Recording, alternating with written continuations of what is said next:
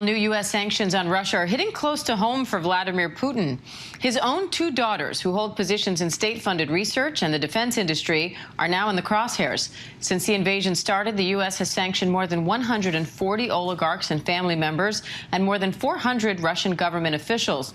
But Ukrainian President Vladimir Zelensky says the sanctions are not enough. Senior national correspondent Terry Moran has the latest from Ukraine. This morning, the walls are closing in on those closest to Russian President Vladimir Putin after the U.S. and the EU announced a new round of sanctions, some aimed directly at Putin's adult daughters. Together with our allies and our partners, we're going to keep raising the economic cost and ratchet up the pain for Putin. Maria and Katerina, Putin's children with his ex-wife Lyudmila Shkripneva, have remained out of the public eye for most of their lives. The U.S. Treasury described their alleged roles and how they're connected to the Kremlin. Maria, 36 years old, is the leader of a state-funded genetics research program that the Kremlin allegedly gives billions of dollars to. Vladimir Putin personally oversees it, according to the Treasury. And Katerina, 35, she's a tech executive whose work supports the Russian government and defense industry, the Treasury alleges. In a rare interview about his family, Putin discussed his daughters' careers in this 2017 docuseries with film director Oliver Stone. Они не занимаются политикой, крупным бизнесом. And they are not into. Они занимаются наукой, They are into science. образованием. Yeah, that's amazing. You're a very lucky man. Two good children. Я ими горжусь. Yes, I'm proud of them. Katerina is also known for her acrobatic rock and roll competition. Now the women are grown with children of their own. Are you a good grandfather? Do you play with them in the garden? Очень редко, к сожалению. Very seldom. Very seldom. Very little is publicly known about Vladimir Putin's wealth, though independent investigators believe it is vast, several concluding that Putin is a billionaire. He lives like one. His opponents who hope to expose Russian corruption have released images of what is believed to be Putin's $1.4 billion home, known as Putin's Palace, and his $700 million yacht, registered under others' names. And that is why the U.S. is targeting those closest to Putin. A White House official saying they believe many of Putin's assets are hidden with family members. The U.S. and the EU are also taking new aim at the oligarchs who support Putin. On Monday, U.S. officials seized a $90 million yacht called Tango, owned by a Russian billionaire accused of having close ties to Putin. Over 600 companies have withdrawn their businesses from Russia so far, some, like Chanel, even refusing to sell products to Russians abroad unless they confirm they won't use those products in Russia. Why do we have to respect Chanel House? Enraged Russian influencers posted videos showing them cutting up their Chanel bags in protest. But for so many ordinary Russians, the effects of sanctions are devastating, especially to those who depend on Western business. We expect hundreds of thousands of people to lose their jobs because of the sanctions and Western companies withdrawing from Russia. And Terry Moran joins me live from Lviv, Ukraine, with more on all this. Terry, what's the broader impact of that these sanctions could have? What's the end game here? Well, the end game, of course, is to cause so much pain for ordinary Russians and especially for the Russian elite, especially for Vladimir Putin, economic pain and shame that he stops this war, that the Russian leadership, Vladimir Putin, stops this war. But the broader impact, U.S. officials say, is that with these sanctions, Russia will be driven out of the group of top 20 economies in the world. They're going to sink further. Right now, they've got an economy, I think it's about number 11 in the world. It's the size of South Korea, roughly. And with these sanctions, they will fall out of the top 20, U.S. officials say. And they add, these are the kind of sanctions, structural sanctions throughout the economy, on airlines, on banks, on all kinds of supplies, access to technology, finance, you name it, that will send Russia into what they call a decline into economic isolation and loss.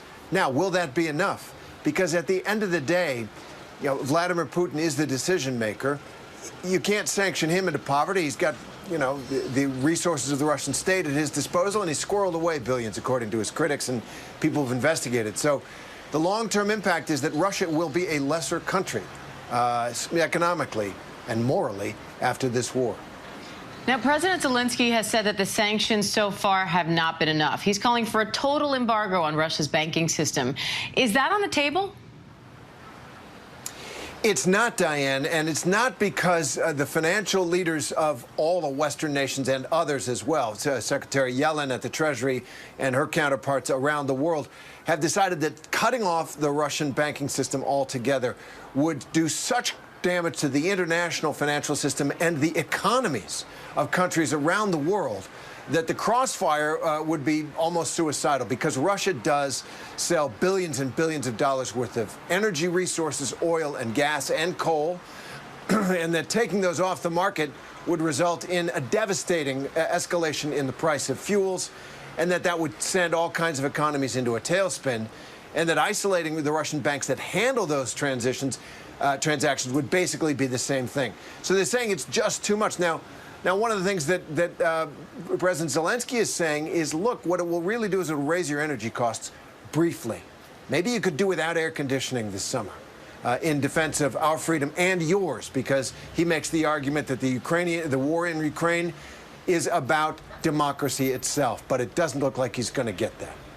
All right, Terry Moran in Lviv, Ukraine. And Terry, stay with us, because we're also following developing news out of the United Nations. They're preparing a vote today on suspending Russia from the Human Rights Council in response to the atrocities in Ukraine. So I want to bring in White House correspondent Mary Alice Parks and ABC News national security and defense analyst Mick Mulroy to join this conversation with Terry as well. And Mary Alice, I'd like to start with you. U.S. Ambassador Linda Thomas-Greenfield says that they have the two-thirds majority needed to kick Russia off this council. How significant is that? Yeah, Dan, well, this has happened before. In March of 2011, the General Assembly voted to kick Libya off of the council after those that were working for and supporting the leader Gaddafi there in Libya took such violence to the streets, attacked protesters. So we've seen the world respond this way. I think it is significant that the U.S. thinks that they have the votes here.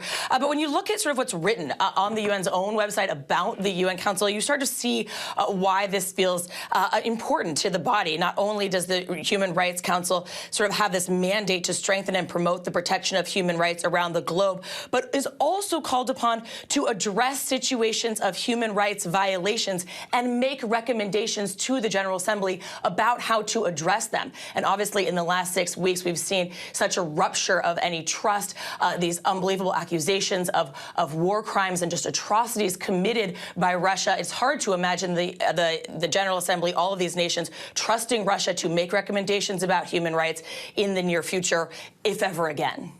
And Mick, President Zelensky also wants Russia suspended from the UN Security Council, but the U.S. has said pretty plainly that that won't happen. Why is that? Why is it so difficult to get Russia off the Security Council, and what other consequences could the UN impose?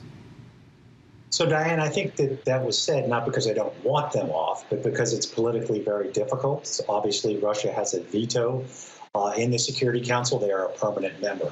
And we have to get every other member, including China, to agree as well. Not every member, but we need to get the majority necessary. So I don't think that means they're going to give up on it. I do believe that we will continue to press. Getting them removed from the Human Rights Council is a good first step. And obviously, for any council that's about human rights to have any validity whatsoever, Russia and countries like that have committed such atrocities should not be on that. But I do believe this is a good first step, and hopefully it will lead to further removal from councils in the United Nations. So, Terry, if today's vote moves forward as expected and Russia is suspended from the Human Rights Council, what are the implications for Russia in that? Symbolically, it is a rebuke, no question. And they have already been rebuked. There have been condemnations by 140 nations, sanctions by two-thirds of the nations that represent two-thirds of the world economy. And this would be another rebuke, another expression of near global proportion that what they're doing is disgraceful, outrageous, immoral, wrong, and should be stopped. As a practical matter, the UN Council on Human Rights is not that exclusive a club. I mean, there's Saudi Arabia's in there, Iran's in there, China's in there. You know, the United States has already suggested that what China's doing with the Uyghurs in Western China is a genocide. There's summary executions in all different kinds of countries. Those countries happily sit on the UN Council on Human Rights. So it's not an exclusive club because it doesn't really do that much. It issues declarations of moral condemnation. But this vote has power. This vote is isolating Russia diplomatically. It's going to be harder and harder for nations like China and like India and here in Europe like Hungary to pal around and cozy up to Vladimir Putin as the world is revolted by what his forces are doing in Ukraine. And I think that will figure into the calculation that the leaders of China and India and these other countries have to make as this war continues to grind on. And Mary Alice, overnight, the Senate unanimously passed legislation to revive the World War II-era Lend-Lease policy in order to quickly get more weapons and aid to Ukraine without involving American troops. How big is that move?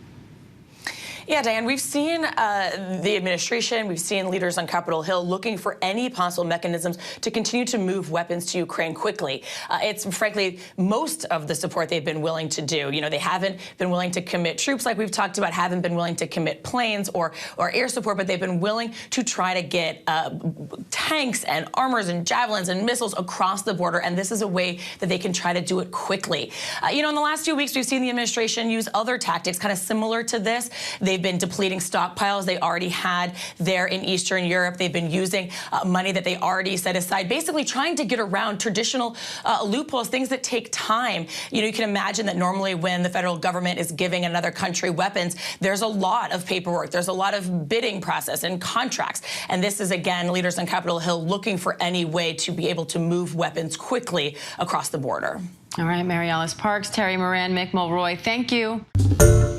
Hi, everyone. George Stephanopoulos here. Thanks for checking out the ABC News YouTube channel. If you'd like to get more videos, show highlights, and watch live event coverage, click on the right over here to subscribe to our channel. And don't forget to download the ABC News app for breaking news alerts. Thanks for watching.